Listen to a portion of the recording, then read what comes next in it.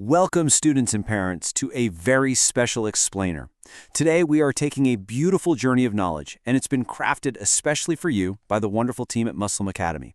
So, whether you're a parent looking to really connect your child to the roots of their faith, or, a young student eager to learn, you are absolutely in the right place. We're going to explore the Muslim Child's Creed, which is a gentle, supportive guide to the very core beliefs of Islam. Now, learning is always more fun when we ask questions, right? So we've structured this whole explainer using a really simple interactive Q&A format. We are going to ask some big, exciting questions about our faith, and then we'll discover the beautiful answers together. So are you ready to learn the most important questions a Muslim child can ask? Let's get into it. Before we jump in, a quick note about our source material today. We're drawing from the Muslim Child's Creed Q&A. It's this excellent text used by Muslim Academy. Now, Muslim Academy provides live, one-to-one online classes for kids in non-Arabic-speaking countries, making learning the Quran and Islamic studies incredibly simple, engaging, and super meaningful. So today's explainer is designed to feel just like one of those warm, personal live classes. Welcome to Muslim Academy. Okay, let's dive into this with the absolutely biggest, most important question we could possibly ask. I mean, every single person wonders about this at some point. Out of all the stars, planets, and creatures in the entire universe, why did Allah create you and me? Why did Allah create us? Well, the answer is so simple, yet so profound. To worship Allah alone with no partners. That's it. We were created for one beautiful purpose, to worship Allah alone, without assigning any partners to Him. It's really a direct, beautiful connection between you and your Creator. But, that naturally leads us to our next question. What is the meaning of worship? If our entire purpose is to worship, what does that actually look like? When you hear the word worship, you might just instantly think of a prayer mat or a mosque. But in Islam, it is so much bigger than that.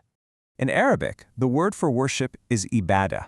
Ibadah is a comprehensive word for literally everything Allah loves and is pleased with, including our words and actions, both hidden and apparent. That means ibadah isn't just praying and fasting, it's speaking the truth, it's being kind to your parents, sharing your toys, and even having a good, clean heart on the inside. All of these good actions, whether people see them or not, are acts of worship. How amazing is that? Now, to truly worship Allah, we must deeply understand His oneness. The Arabic word for the absolute oneness of Allah is Tawheed. So how do we understand Tawheed? Well, our scholars have broken it down into easily understandable categories. How many categories of Tawheed are there? Do you know? There are 3 categories of Tawheed, and what's really interesting is how perfectly this belief organizes into 3 beautiful parts. First, we have the names and attributes of Allah, believing in exactly how He describes Himself. Second, uluhiyah, which means singling out Allah in our actions, like praying only to Him. And third, rububiyyah, which means singling out Allah in His actions, knowing for sure He is the sole creator, provider, and sustainer of the universe. All of this understanding of Tawheed is beautifully wrapped up in the single greatest phrase a Muslim can say. You've heard it many times, and you say it in your prayers, La ilaha illallah. But what does La ilaha illallah truly, deeply mean? Say it out loud right now with me if you know it. This magnificent phrase is the very core of our creed. It means there's no deity worthy of worship except Allah. It doesn't just mean Allah exists. It means He is the absolute only one who deserves our complete worship, love, and devotion. Section 1. The Pillars of Islam. Actions of a Muslim. Let's move to and see how this builds. Because knowing Allah is the foundation, but how do we actually show our belief?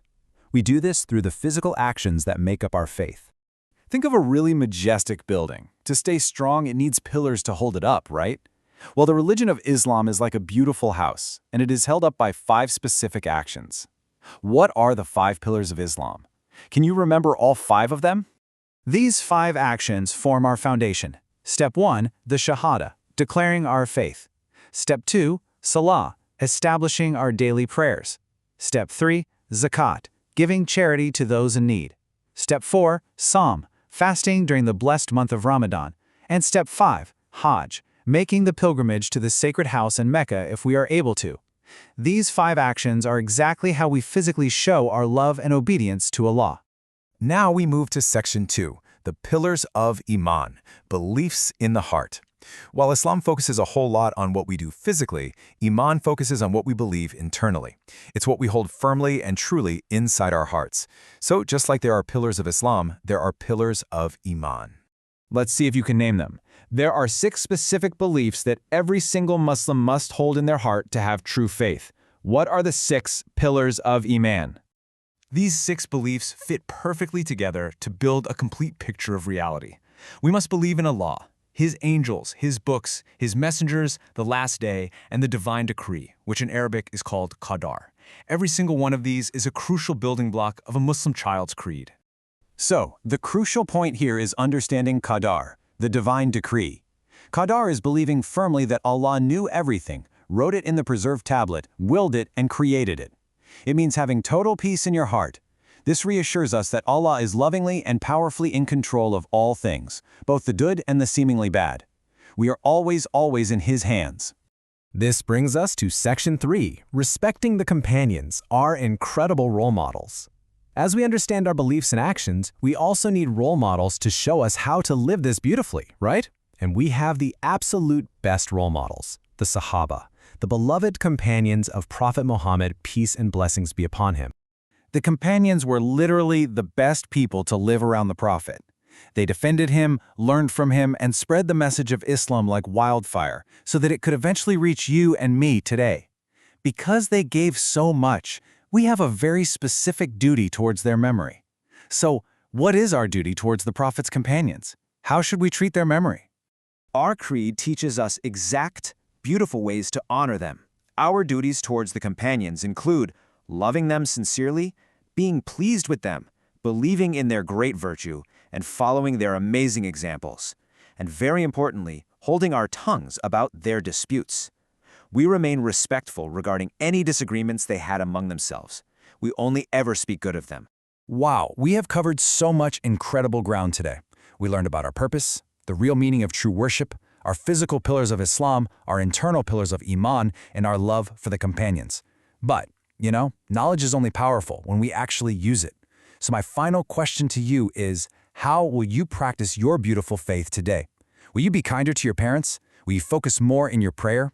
If you enjoyed learning in this structured, supportive way, there is so much more waiting for you. Parents, Muslim Academy offers live, one-to-one online classes with expert, patient teachers to help your children grow up grounded in their faith. With flexible timings that fit your busy schedule, you can ensure they don't just recite the Quran, but truly understand and love it. Connect with the Quran and Arabic. Book a free, no-obligation trial class at Muslim Academy today. Thank you so much for joining us on this explainer, and we will see you next time.